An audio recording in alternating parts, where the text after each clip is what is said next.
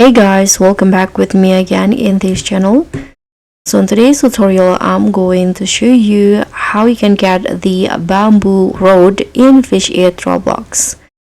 So the bamboo road is the first major milestone for every new player in Fish It.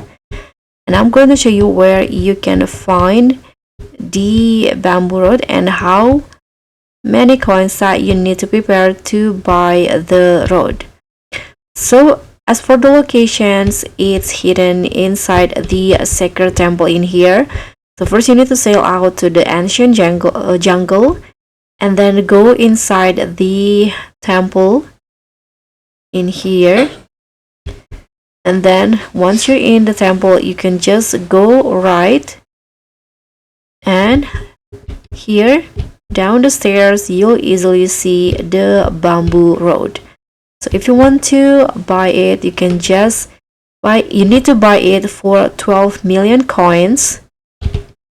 You can just tap on yes to confirm, and just like that you'll get a new road, the bamboo road here. So that's all from me. Thank you so much for watching. Don't forget to like, comment and subscribe. Also click on the thanks.